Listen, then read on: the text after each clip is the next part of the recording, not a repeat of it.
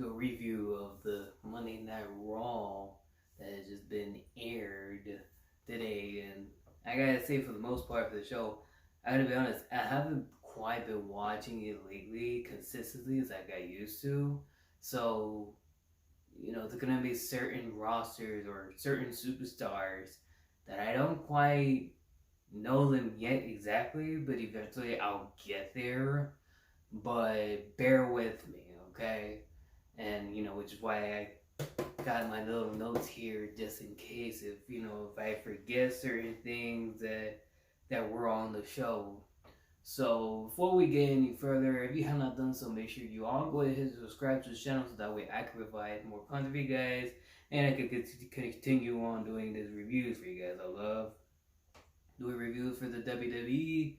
WWE is part of my life. I know all about wrestling and and here we are. So I appreciate you guys' support. With that said, so the show pretty much kicks off with, basically Cody Rhodes coming into the ring and, gives this little speech of him winning the Royal Rumble, which I gotta say, before we get on with the show of Monday Night Raw, gotta make a little comment about the Royal Rumble. The Royal Rumble wasn't too bad. I gotta tell you, the fans were eating it up.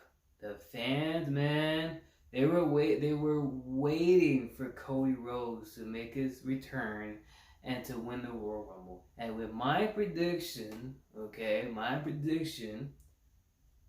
which I'm not really surprised that they're going this way because that's what it seems like. But it seems to me that Roman Reigns is going to face Roman Reigns, which we all know, for the Undisputed Championship at WrestleMania, right? And I can see him already, winning the championship. I can't unsee him not being able to win over Roman Reigns. I know they built Roman Reigns as the champion for a year and a half so, or maybe 2 years, maybe almost 2 years.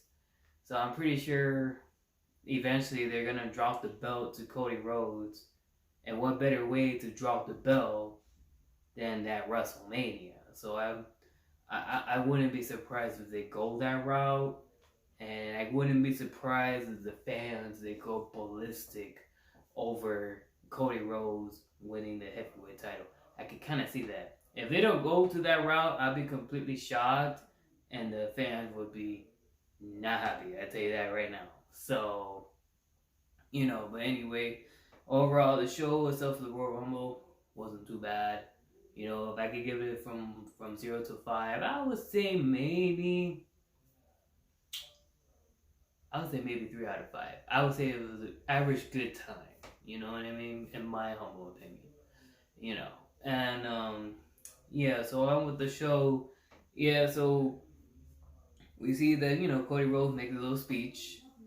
And, talks about that he was glad that he won the Royal Rumble. And, he's looking forward to face Roman Reigns at WrestleMania. And then, of course, after his little promo and segment, he gets interrupted by the Judgment Day, I guess it's called, with Dominic Mysterio, aka Rey Mysterio's son, and what's the guy's name? I forgot the tattoo guy's name. I can't remember his name. And then Finn Balor. But I gotta be honest with you, Finn Balor, for me, Finn Balor, I kind of liked him better when he was that little demon character that he played. I can't remember exactly what was the character actual name, but I think it was called Demon Balor. I could be wrong, but I actually like that character better. I'm into dark, badass character for me, So for him to see in there, it was cool or whatever, I see he's gotten a little bit bigger or leaner, I should say, since the last time I saw him, So I see he kind of put a little bit more muscles in his body or what have you. So, and as far as Dominic goes, is it me or does he not look like Eddie Guerrero? When you see Dominic Mysterio, especially with his hair, it kind of reminds you of Eddie Guerrero. If you don't know who Eddie Guerrero is, shame on you. He's one of the greatest wrestlers alive today. Okay. I remember when Eddie used to have that little hair that kind of like what Dominic has? That's what kind of reminds me of it. And I tell you this, remember when Rey Mysterio and Eddie Guerrero, they did a little segment where, basically that Eddie Guerrero was uh, Dominic's biological father. I tell you what, if they were to put Eddie Guerrero over instead of Rey Mysterio over and have Eddie Guerrero have full custody of Dominic, everybody would have believed that was Eddie Guerrero's dad because they look exactly alike. So now, obviously, now with the facial, only difference is facial. If you see Rey Mysterio unmasked, you clearly could tell. Obviously, he looks like his dad. But because of this hair, the way how Dominic has it now, like he looks a little bit like Eddie. So, and he has the attires. He has it like kind of like Eddie style. It's kind of cool. And not to mention, of course, he has that little T-shirt that says "I'm your mommy." Obviously, that duplicates or that's a reflection of the last T-shirt I believe Eddie Guerrero made or wore before he passed away. It used to be called "I'm Your Poppy," which is man, takes me like a little nostalgia moment, man, from the time when they quick story when I was at the Royal Rumble in 2006.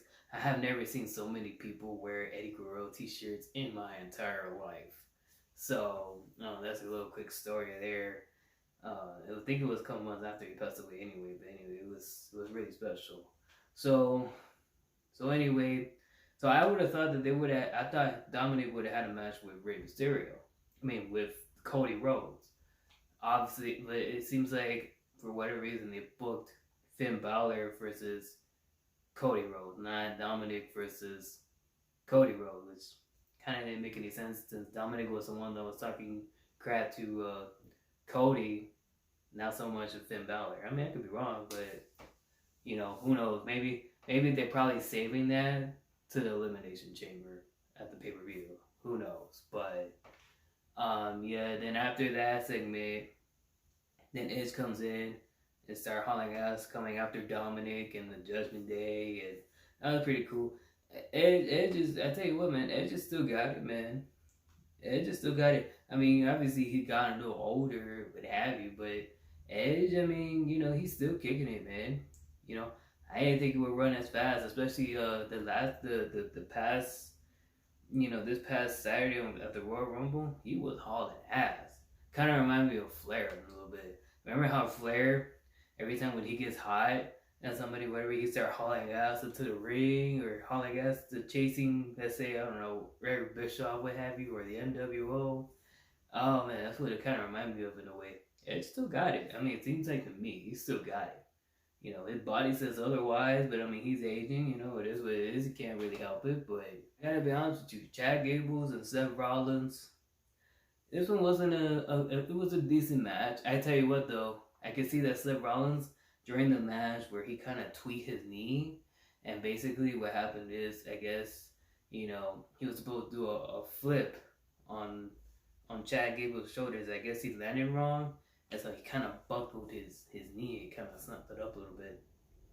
Obviously, he didn't sell. Well, he sell it, but he kind of like not sell it because he kind of still kept on going with the show, which shows you the toughness that Seth Rollins got. But yeah, that was a little crazy. So when I saw that, I was like, oh my god, like oof! I knew as soon as the way how he landed, I just knew that he stepped or something. Like, oh, he either blow out his knee or he probably tweaked it a little bit. Oh man, and I know Seth Rollins, he has history with knee injuries.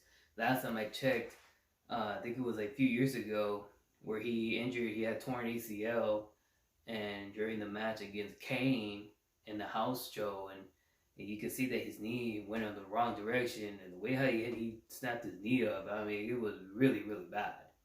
So, I'm pretty sure, because I hear a lot of people saying, like, why he should get a push to the top like Roman Reigns and be around the championship contender, which I believe he should, and he deserves to be on top. I think that what was pushing him back, it seems to me, is more of his injury. It seems to me like Seth Rollins' injury is kind of what's keeping him back, is all the injuries that he's had, especially with his legs. So, so now it's like now he's trying to get back into his momentum to hopefully get back to the top. That's what it seems like to me, in my opinion. I could be wrong, but based on the way how they're booking him, it kind of reminds me a little bit like Dolph Ziggler, except he's nowhere near like Dolph Ziggler. Don't get me wrong. Seth Rollins is getting as much pop as Dolph Ziggler, unfortunately, which I get to Dolph Ziggler in a minute. But yeah, so Seth Rollins, he's still killing it, man. He's still being over as usual. He's still drawing the crowd. I'll be honest though, Seth Rollins is a heel. I liked him better as a heel because when he was a heel, he was an asshole heel. You know what I mean? Like he was like one of those funny asshole-ish type of heel. And sometimes he'll do the little chicken shit heels and what have you. And the promos that he used to do were funny. And as far as Chad Gable goes, I don't know much about him, but I watched a little bit here and there of who he was. Basically, he was an amateur wrestler. From the NCAA's, he was I believe he was one of the teams in the Olympic Games a couple years back. And obviously he was in NXT as well. So, and I recognize him from the team. He used to team up with Jason Jordan, who is also another amateur wrestler. So I see a lot of, I can see why Kurt Angle would like Chad Gable so much, because he reminds him a lot of himself. Like when you see Chad Gable, you kind of see a little bit of Kurt Angle in a way.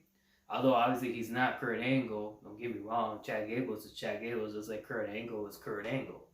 But based on his promos and his wrestling ability, he does have somewhat of that amateur background, kind of like Kurt Angle. So. I'm sure he got the permission to do the ankle lock. I mean, let's face it, everybody nowadays is doing the ankle lock. Look at Jack Swagger. Jack Swagger was a perfect example. He done the ankle lock, after Kurt Angle. So, and then Kurt Angle got it from Ken Shamrock, which, he basically started first, So overall, that match, I give, it was an okay match. It could be better, but for what it was a decent match. Versus Sky. Wasn't really drawn into that match. I mean, it was cool to see Bailey there. Obviously, Bailey is the bad guy. She's one of the, what's that thing called? What's the team called? Damage Control, which is pretty interesting trio I see there. But overall, the match, it was okay for the most part. They didn't really draw my attention, and I don't think it draws attention as much with the crowd either. I mean, I could be wrong, but the match, it is what it was. So, but props to the women's out there, man. They're kicking ass like no other. Women out there. I mean, in some cases, for the most part, they're doing it better than the guys. So, this is my personal opinion, but yeah. Now, for me, obviously, growing up in the Ruthless Aggression and that era, I kind of, if I'm going to watch wrestling, probably be more attentive with the males, with the men's wrestling than the women's. Women, I kind of see more bikini or what have you. Not taking away anything from the women's, of course. I mean, they're kicking ass. But it's going to take me a little bit of time before I get used to the women's matchup. Not saying though, I got to tell you though, Charlotte Flair and Becky Lynch and Bailey and all the girls, I mean, they're kicking ass, though. Don't get me wrong, some of them are pretty badass.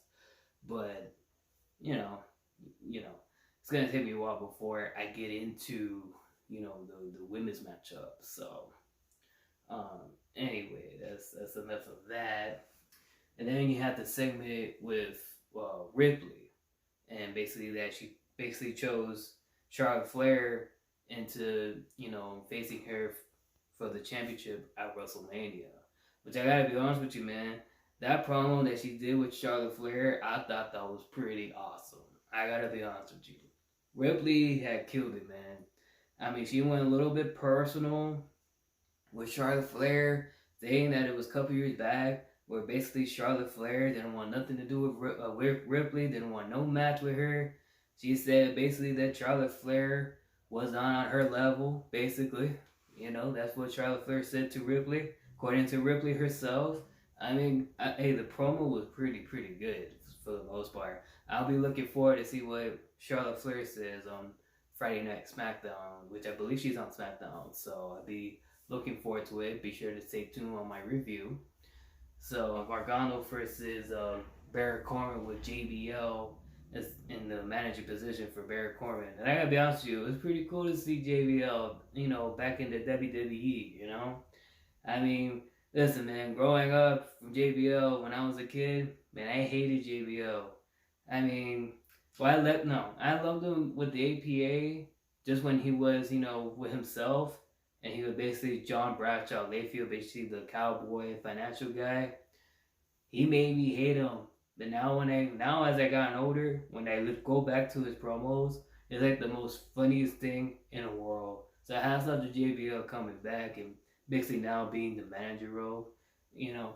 I could still see him. I wish he can do more promos, of trashing the fans and like he always does. It is the most funniest thing in the world. It kind of reminds me a little bit of Vince McMahon. You know how Vince McMahon, when he's a heel, he used to trash down the the fans throughout different cities and trash, whether it's through politics or through, sports or the society itself. I mean, Vince was classic. Okay. But JBL, I mean, he's like right up there. If I could pick top 3 favorite heels, JBL would be one of them. The other one would be Triple H, and the other one obviously would be Vince McMahon. So, anyway, for the match itself, match was a little bit off. It was a little okay. It was kind of weird though how, as much as I love JBL, it's kind of weird how it had, how he kind of did the chicken shit heel in a way how he did it. Like, it seemed like he kind of forget where he was supposed to be at. Because it looked like he wanted to jump off of the barricade, but like had second thoughts of doing it. But it was kind of weird. But nonetheless, still, it's good. It's cool to see JBL back in the WWE, back where he belongs, man.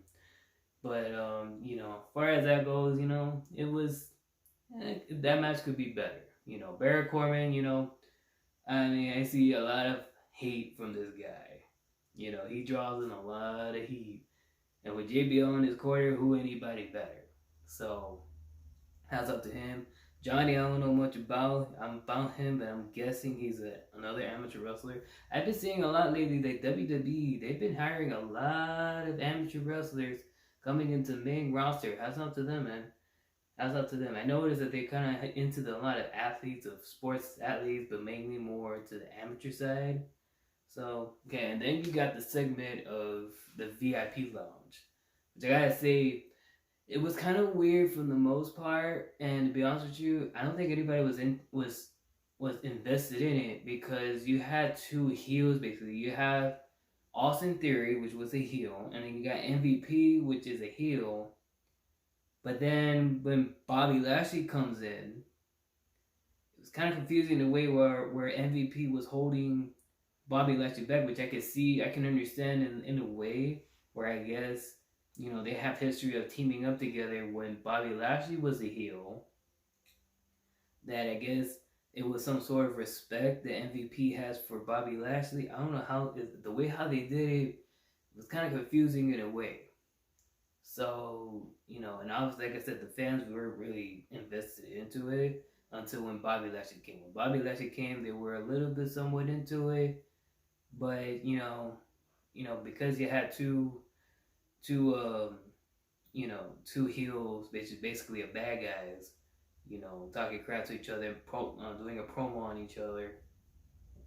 And it's not really, it's like, you're not really, there's no need to cheer anybody, which is why I can see why the crowd was like dead silent. But nothing to take away from MVP and Austin Theory. I mean, they're doing what they're supposed to do, what have you, and it's weird. It's interesting. Kind of, I don't understand why MVP exactly he's walking with a crane. I don't know. Did he have some like a leg injury or something like that? Like, it's kind of weird how he's walking with a crane. I don't know, or not a crane, a walker, whatever you want to call it. It's kind of weird. I don't know if he had some sort of like an injury or what have you, that he had forced to use that crane or walker or whatever you want to call it. It was kind of weird. But anyway, the VIP lounge for itself, that segment, could be better. Then you had some of the backstage interviews. You know, the best one to me was obviously with Seth Rollins when when he was doing his interview and he was talking crap. The interviewer woman that was asking him about Logan Paul and the way how he was laughing, it was kind of reminds me of the way how he was doing the interview. It kind of reminded me of Sting a little bit. Like, remember how the Sting before he was the Crow? I forgot what's the name of the character that Sting used to play, but he was basically blondish, and the way how he promo, he would basically be laughing all the time. Like, it was kind of that, but also have Joker in a way. The way how Seth Rollins pulled it off, that's what it kind of reminded me. It kind of reminded me a little bit of Sting. Let's just leave it as that. It was pretty funny. Like half Sting and then half Roddy Piper because he was amped and yeah, he would be doing that laugh that Sting used to do and everything. So another segment is where you have the Miz, which I gotta tell you, the heel Miz was a lot better. Okay, heel Miz, I like him better as a heel because he is funny as hell as a heel. As a heel, he is hilarious. I can see he kind of leaned up. He's kind of a lot more leaner than he ever was. Last time I checked, because he was he was just muscular and like a little chunkier. Now he's like, he's a lot more leaner. Which kudos to him, it's that little segment he had with Rick, which from what I understand, Rick could have just returned from an injury. I guess he had some sort of an injury on the previous WrestleMania, and we kept him out of action. I can't remember exactly what it was, but he's another amateur wrestler. But once again, I see a lot of amateur wrestlers, upcoming amateur wrestlers from the WWE. So kudos to them. I don't know. His character for the most part, I don't really like it. It's kind of a little bit too corny-ish, if you ask me. Rick, he I could kind of see him in a different character where I could see him be more badass based on his physique. Like, with his physique, I believe that he can kind of, instead of being that happy Rick or that goofy Rick that whatever you want to call it, that he does, I think I like it better. I think with him, if he can just be a little bit more savage, a little bit more of a badass, I think it would work. That's just my personal opinion, because I see some like savageness, some not too much talking, but just just kicking ass basically. He's more of an ass kicker, if anything. So he's not I don't see him much of a goofy guy. I see him more of just an ass kicker. Like kind of like Brock Lesnar in a way. Like he kind of a little bit like I could see him like okay, put like Brock Lesnar's promo with Rick, it would be even better. That's just my humble opinion. I could be wrong with that, but as far as that character goes for right now, it's not working for me. The Miz is obviously killing it as usual. I didn't quite understood the whole segment of them squashing the Miz for whatever reason. I kind of don't see why or how. Kind of didn't make any sense, but it is what it is. I guess it's a show at the end of the day. That was a little confusing as well. So, yeah, obviously he got squashed, and this got squashed by Rick. And then on the next segment, you have Bayley coming out doing her segment with Becky Lynch. But I gotta be honest with you, their promos was okay up until when it got personal. When it got personal, especially Bayley started going personal with Becky Lynch, that was pretty badass. I gotta be honest, that was pretty awesome for the most part. Bayley just went out there, just went a little personal. I like that. That was pretty cool. See, I like promos that are kind of like, they can be they can have a little personal side because it gets you, because you know their backstory, like who they're with or what have you, or that they cheated. Like I like those type of promo because it kind of gets you going. Like, oh, she said that. You know what I mean? Like it gets you like in that shocking mode, like that OMG mode. But like she just did he or she just said that? I don't think. Oh my god, I didn't think she was gonna say that. Like it gives you that excitement, you know. So kudos to Bailey and Becky Lynch for that. I'll be looking forward to their steel cage next week on Monday Night Raw. Which I would have thought they would have. I thought they would have saved that at Elimination Chamber, but you know it is what it is. You know, that was pretty decent. You know, at first it was okay, but by the time it got personal, it killed it for me. It was pretty good. Dolph Ziggler versus the Reed.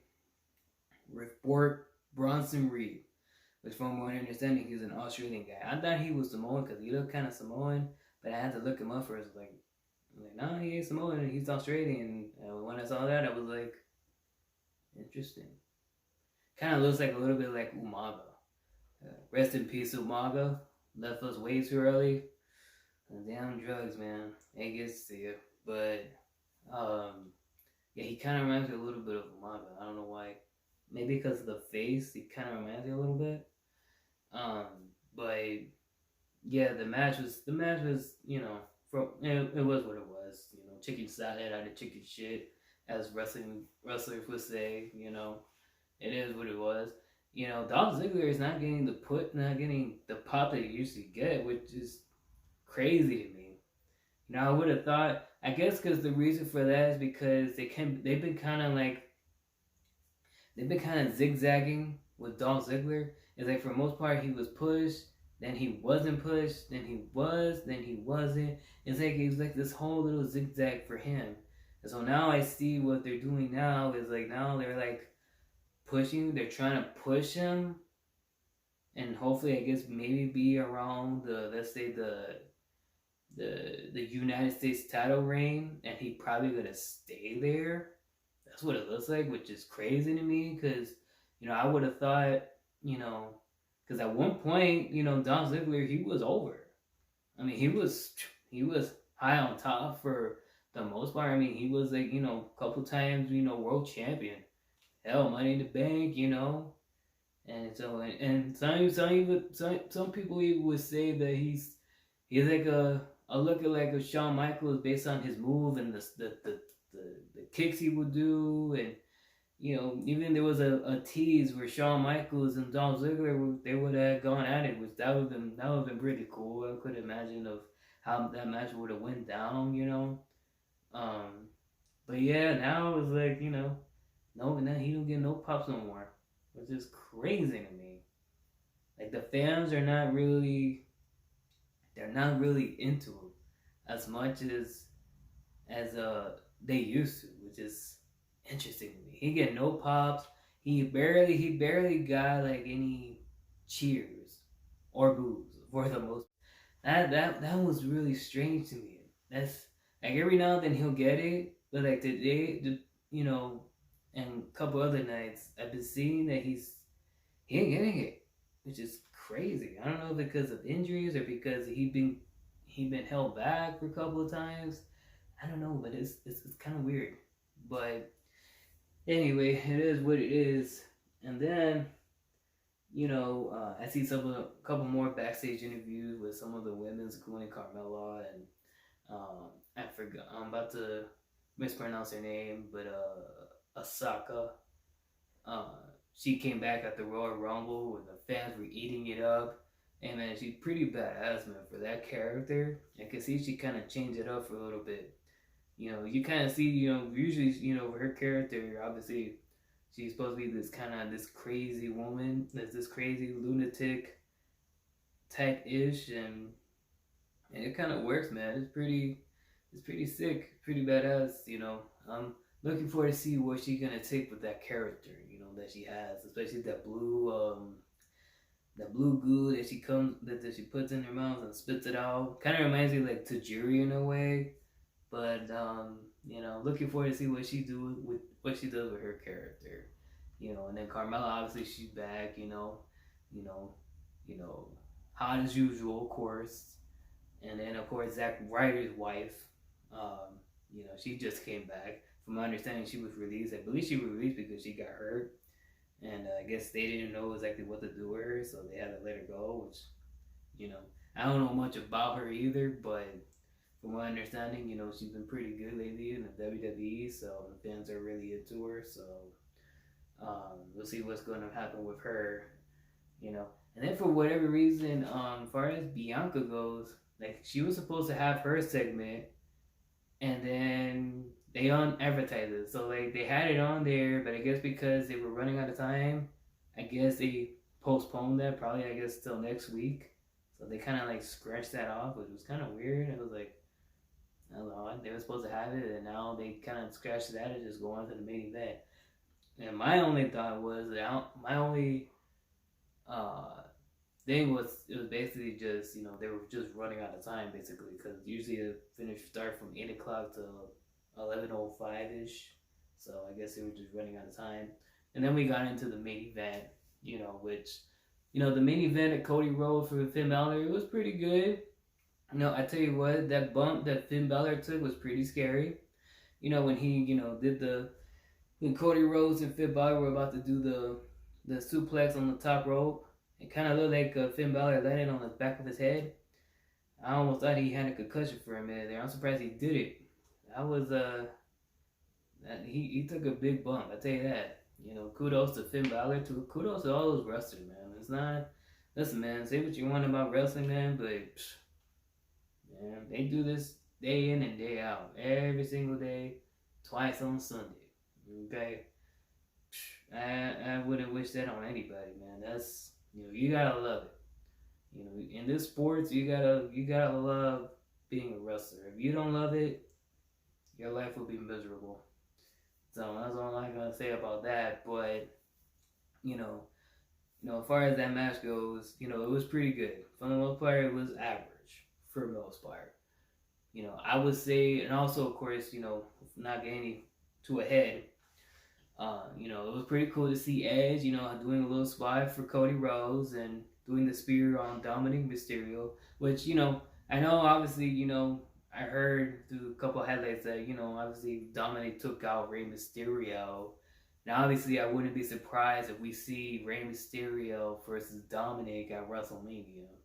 And I wouldn't be surprised if eventually Rey Mysterio was going to retire, you know, leaving as Dominic as his last match.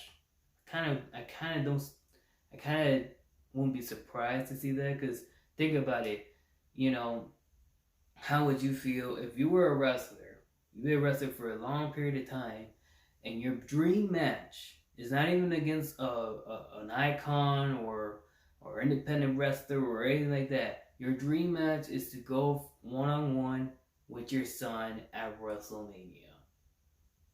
I mean, if that doesn't top that, I don't know what will. I mean, that to me sounds like a dream match for Rey Mysterio, and I don't blame him. So I could see that happening. You know, Rey Mysterio versus Dominic, father versus son.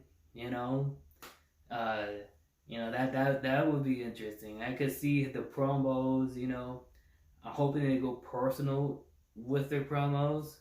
You know what I mean? So I could kind of see that, but you know, overall, you know, the Raw itself, if I could give it from a 0 to a 5, I'd probably give it 2.5, because I feel like it could be better.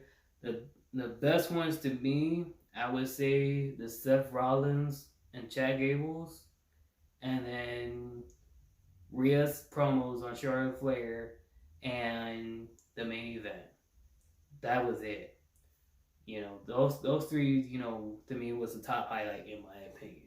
So, you know, I'll be looking forward for Friday Night SmackDown, and, you know, you guys would hear my reviews on that show. And so, for the most part, I can see the road to WrestleMania. I can see it's, you know, I can see it's gonna be decent for what it was, for what's going to be. I mean, you know, never say never. You know, you never know who's gonna pop in. You know, you never know what's gonna happen at the WWE. So on that note, what did you guys think of Monday Night Raw? Do you guys think it was good? Think it could be better? Let me know in the comment section down below. And if you enjoyed this video, you can do me a solid favor, smash that like button, smash the subscribe button, and smash that share button. And remember, make sure you keep that notification bell on so that way you don't miss any videos that I upload. Alright guys, well, until next time, I'll see you guys down the road. Peace out. Yeah, let's go.